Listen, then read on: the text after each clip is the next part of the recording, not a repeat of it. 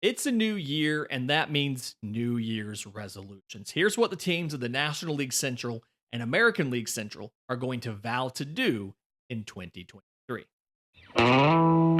You are Locked On MLB Prospects, part of the Locked On Podcast Network. Your team every day.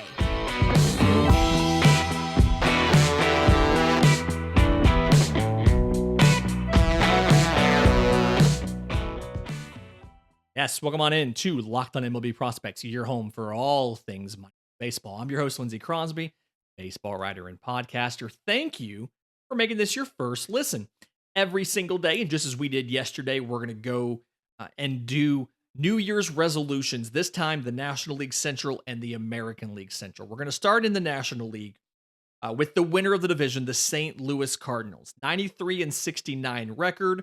They lost the wild card series 2-0 to the Philadelphia Phillies. It feels like it doesn't hurt as much when the team that beat you is the World Series representative, but still not great. Now, when you look at the offseason, lots of stuff. You go out, you get Wilson Contreras to give you plenty of offense and fill the hole at catcher with the retirement of Yadier Molina. And I feel like the New Year's resolution for the Cardinals should be to continue the youth movement while still contending, similar to what we're talking about for the Yankees. So if you look at this lineup right now, you have some guys that are a little bit older. Paul Goldschmidt's 35, Nolan Arenado's 31, Wilson Contreras is 30. But a lot of your lineup regulars are younger, and they're either in their league minimum years or they're in their arbitration years. Tommy Edman, 27. Brendan Donovan, 25. Tyler O'Neill, 27. Lars Nootbaar, 25. Dylan Carlson, 24. And then some of the guys you've called up, Nolan Gorman, age 22. Juan Yepes, age 24. Continue the youth movement. But specifically this one, you're looking at some of the pitchers. Adam Wainwright, final season at age 41. This is the year to continue competing, but bring in some of those other players who can fill in for some of these older veterans, like an Adam Wainwright, who are closer to the end of their careers than the beginning. I'm not saying in any way try to replace Nolan Arenado or Paul Goldschmidt. They've got plenty of time left, but be mindful of working in some of these younger players. In the third segment, we'll talk about who's the probable rookie of the year favorite from this team and from all of these teams in these two divisions. But for the Cardinals, it's definitely figure out the youth movement. For the Milwaukee Brewers, it's a little bit of a different New Year's resolution. As much as there is the question and the concern about what you do with the pitchers that are going to have expiring deals soon, in a Corbin Burns and a Brandon Woodruff, I think this is the year you have to figure out the situation amongst the kids in the outfield. So obviously you have Christian Yelich, 31-year-old Christian Yelich in left field. He is your left fielder. But you've got multiple options for the youth. Garrett Mitchell is already up. 24 years old, got some time in last year with the team, 68 at bats, so not a ton, not a huge sample size, but 311, 373, 459, played a pretty decent center field. Behind him in the minors, you got a Sal Frelick, you've got a Joey Weimer. Both of these guys are AAA. Both these guys are considered to be just about ready for the bigs. And then one level behind them, although probably another year before you see him in the bigs, you have one of the top prospects in all of baseball, Jackson Chourio. And so definitely a situation where you have four young outfielders between Mitchell, Frelick, Weimer, and Chourio. You have four young outfielders. And at the big league level, you have two open spots and Christian Yelich. Right now, you have Jesse Winker as your DH. You traded for him from Seattle. And so it feels like you're banking on Yelich playing left field for a while. So you've got four outfielders for two spots. You need to figure out who's going to play where, who is expendable. How are we going to move things around? That is the New Year's resolution for the Milwaukee Brewers in 2023. It's figure out the outfield. Figure out which of these kids are going to work, which of these kids are not. Figure out who's going to play where. For the Chicago Cubs, 74 and 88 last year, 19 games back. And I think there's probably two New Year's resolutions here. With the signings and free agency that you made, you brought in Tucker Barnhart on a 1 year deal to be your other catcher along with Yan Gomes. Brought in both starting pitchers and relievers. You brought in Drew Smiley. You brought in reliever Brad Boxberger. You went and got Anthony Kay from the Blue Jays. And then obviously you signed Cody Bellinger for center field and Dansby Swanson for shortstop. The goal here is to break 500 in 2023, if not contend for the division. You have made an investment here on whether it's trading for guys. You brought in Zach McKinstry in July 2022, signing free agents. The goal here, obviously, is we are going to contend in a year where we think the Brewers may be taking a step back and the Pirates and the Reds just lost 100 games. And so with the more balanced schedule, you don't get to beat up on the rest of the division as much. But still, the Cubs' goals, it feels like the resolution is number one, we're going to get to at least 500. Number two is get one of the young outfielders up. Ian Happ in left field, final year of his contract. Seiya Suzuki's on a long-term deal and right, so you're fine there. Cody Bellinger's on a 1 year deal. He's trying to rebuild his value before he re-enters the free agent market at age 28. And so you need to get some of your young outfielders up.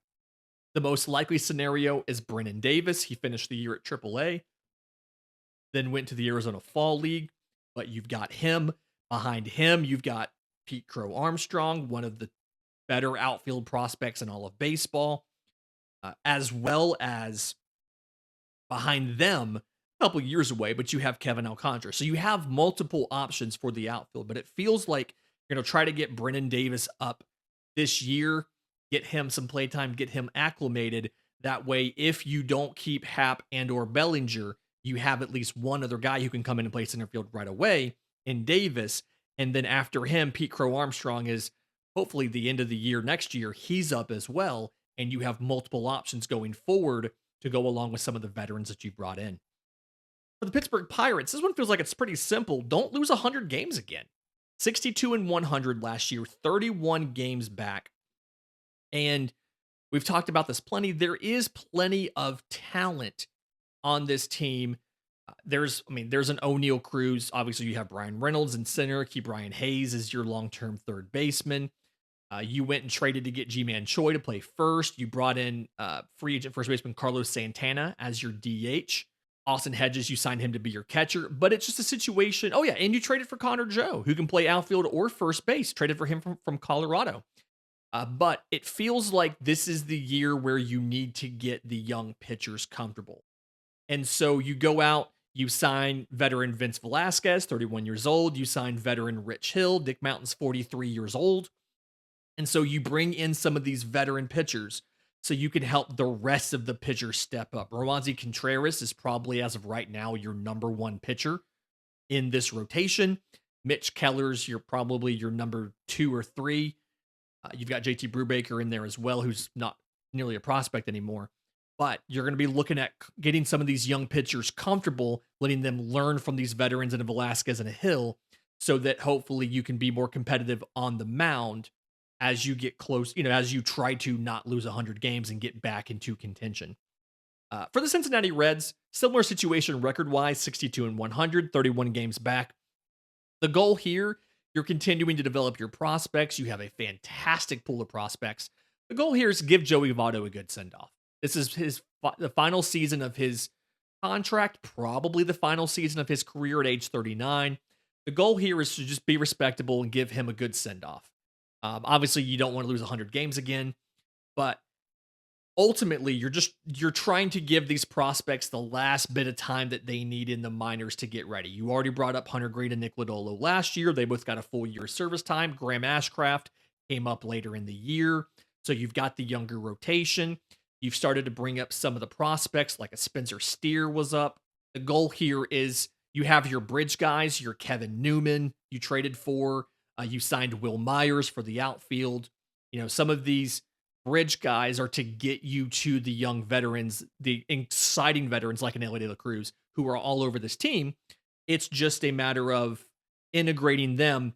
But the big goal here, give team legend Joey Votto a good send off in 2023. In just a minute, I want to get to the American League Central and what some of these teams are going to resolve to do in 2023. But first, today's episode is brought to you by our friends at BetOnline. BetOnline.net is your number one source for sports betting info, stats, news, and analysis. They've got all the latest odds and trends, every professional and amateur league out there. Pro football, as we approach week 18, hopefully you won your fantasy football league. Most of them had the playoffs last weekend. As this is being pre-recorded, I am in the fantasy football playoffs and don't know if I won or not, but I'm going to assume I did. College bowl season, we have a matchup now for the college football playoff championship. Basketball, NBA, as well as college basketball, they just started conference play, so that's tons of fun. They've got everything at betonline.net, the fastest and easiest way to get your betting info. So head to the website today or use your mobile device to learn more about the trends in action, because BetOnline is where the game starts. Okay, so for the American League Central, New Year's resolutions for this division. Start off with the Cleveland Guardians. 92-70, won the division last year. Lost the ALDS 3-2 to the New York Yankees, who went on to lose the ALCS to the eventual World Series champion Houston Astros. So you got beat by the team that got beat by the champs. Not as good as getting beat by the World Series representative, but better than nothing. The goal here should be find some dang power. Okay, the Guardians hit 127 home runs in 2022. That was 29th in all of baseball. You played 162 games and hit 127 home runs. The major league average was 174. As a team, the Guardians had a slugging percentage of 383. Now, you can see some of the moves the team made in free agency is trying to alleviate some of those issues. They brought in Josh Bell to DH while you have Josh Naylor at first base.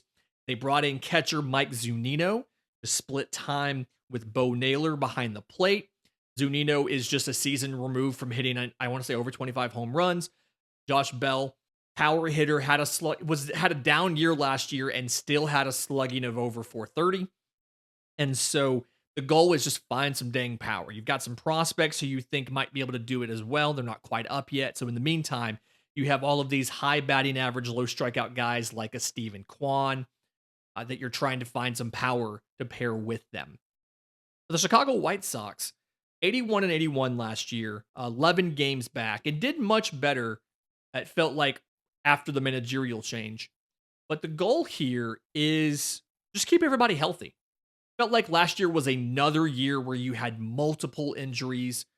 You lost key contributors for significant portions of the season. And the White Sox actually had 1,226 in-season days lost to injury, according to the Baseball Prospectus injury tracker. So goal here, keep everybody healthy, because when you have everyone in the lineup, you have a pretty complete team. Your outfield, thanks to the free agent signing of Andrew Benintendi for left field, is Benintendi in left, Luis Robert in center, Gavin Sheets in right, with Eloy Jimenez in the proper role as a DH, whereas your infield is Juan Moncada at third, Tim Anderson at short. Second base is kind of a question mark. Romy Gonzalez, I guess. Larry Garcia, maybe. But first base is Andrew Vaughn, who's no longer an outfielder. He's now just a first baseman. And so it's not a bad lineup. You just have to have everybody on the field at the same time. If you lose a guy in the outfield, it forces Eloy Jimenez or a bad defender like an Andrew Vaughn out in the outfield, and it's suboptimal. The depth isn't quite there, and the defensive chops among the replacements aren't quite there. And then your rotation, same thing. You just need these guys to be healthy. It's a very good rotation if everybody's healthy. Dylan Cease, Lance Lynn, Lucas Giolito, Mike Clevenger was a free agent signing to be like the number 4 or number 5. Michael Kopech. It's a very good, a very good rotation. Again, you just need everybody to be healthy. For the Minnesota Twins, kind of too, but they work well with each other. 78-84 last year, so 14 games back. We want to get back to having a winning record. And I think a big part of that is going to be getting Royce Lewis back on the field at shortstop. You lost Carlos Correa. Obviously, he is, as of time of recording, we think he's going to be a Met, but he's not a Twin. That's the thing. And so you've made some moves. You brought in Christian Vasquez on a 3-year deal to be your primary catcher in front of Ryan Jeffers. You brought in Joey Gallo on a short deal. You traded for Kyle Farmer to play shortstop. But the goal here is obviously get at least back to a winning record. You don't have as many games against your division. Again, the central, both central divisions are hurt the most by the balanced schedule. But absolutely, you have to get back to a winning record because Minnesota's a tough place to lure free agents to sometimes. It is very, very cold in the winter. Obviously, not every baseball player lives in the city year round, but still, it is not the easiest place to lure free agents to, like reportedly in history. And so you have to do some stuff to get guys there, and having a winning team definitely helps. The Detroit Tigers, 66 and 96 last year, 26 games back. I think the big thing for the Detroit Tigers is just forget about last year and just fresh start. The Tigers were one of those teams that some people said were going to like sneakily contend for the division and or contend for a wild card. And then you had debuts to forget for Riley Green. It was delayed because of a foot injury. Spencer Torkelson struggled when he came up. Batted over 400 at bats, batted 203 with 8 home runs and a 319 slugging. Just not at all what you expected. Javi Baez, over a full season, did Javi Baez things and struck out way too much. And so, very difficult year last year.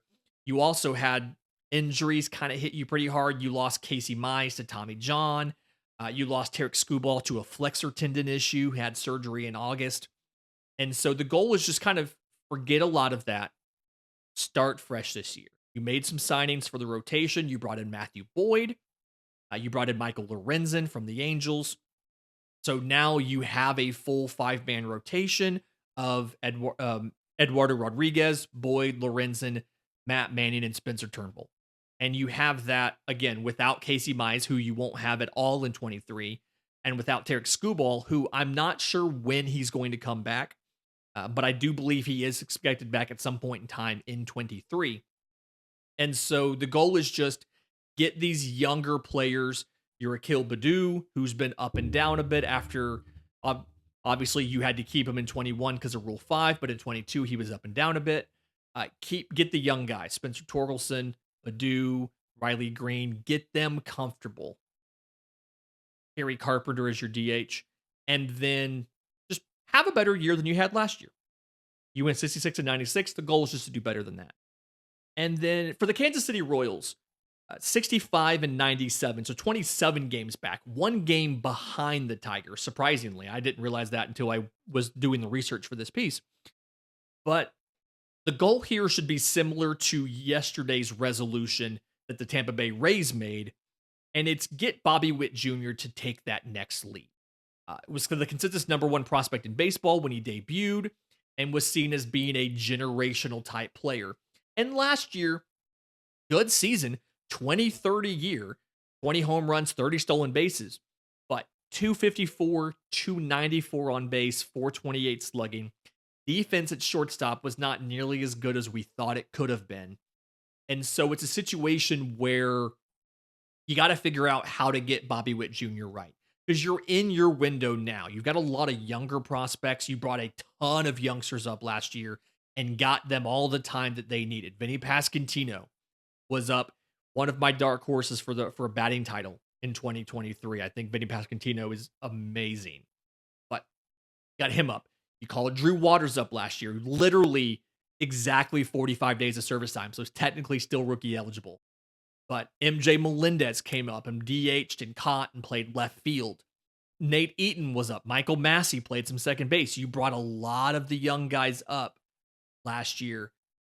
Daniel Lynch was up pitching for the full season, went through rookie eligibility last year. And so there's a lot of talent here, but you need that guy to be the stud that can kind of carry this team a bit.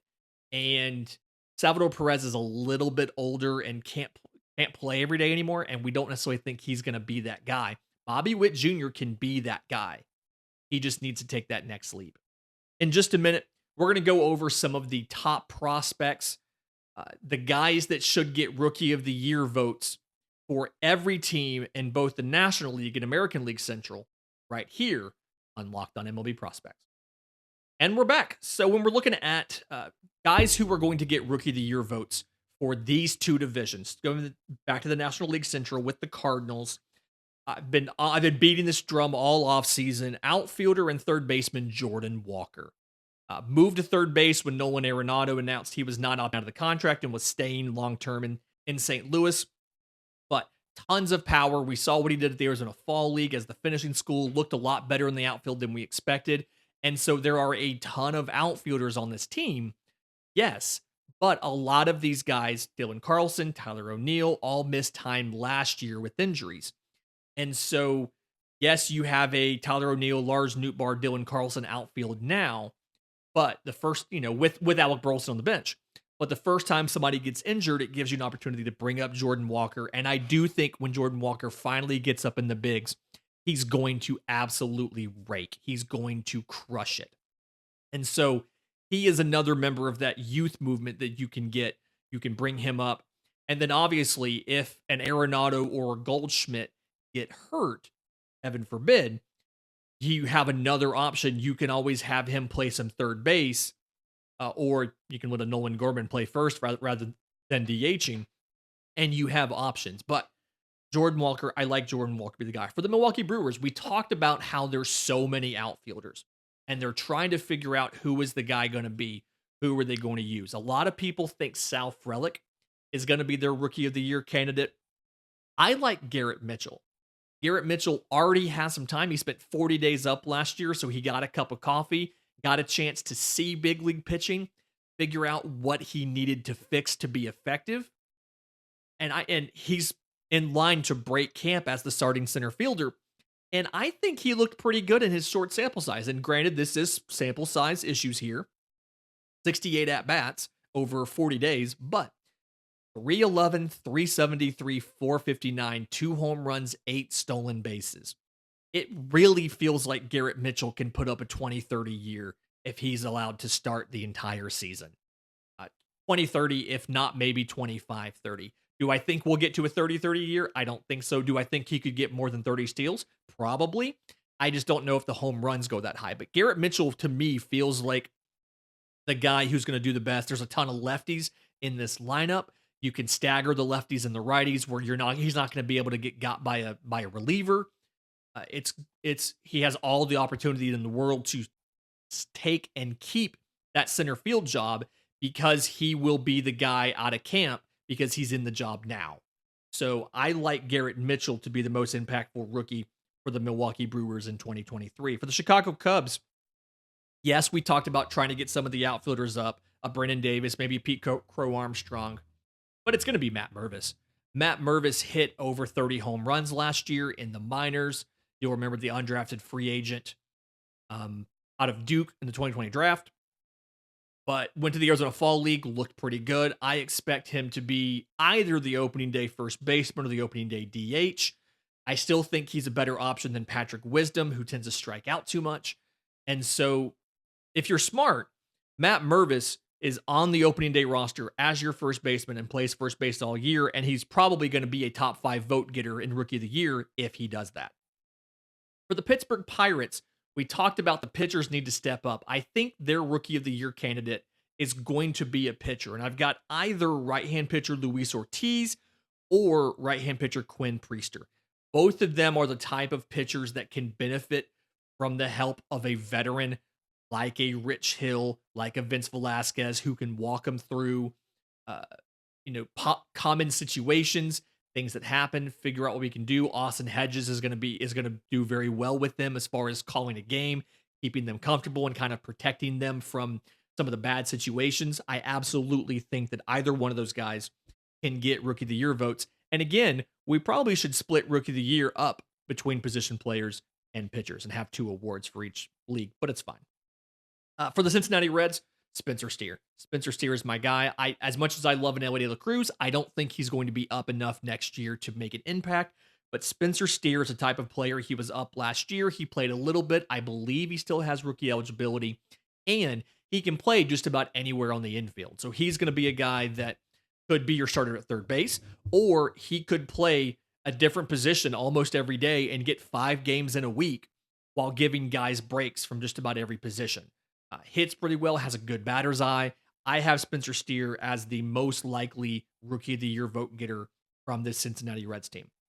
When you look at the American League Central, the Guardians probably going to be a position player. And I thought it was going to be Bo Naylor before the Mike Zunino signing. I'm not sure how much playtime he's going to get, especially since you have somebody to be your full-time DH as well. As far as having Josh Bell and Josh Naylor, I expect you're going to have Bell be your DH most of the time. So it may be Bo Naylor. It may be George Valera. Your outfield seems pretty set right now as far as Miles Straw in center, Stephen Kwan in left, Oscar Gonzalez in right field.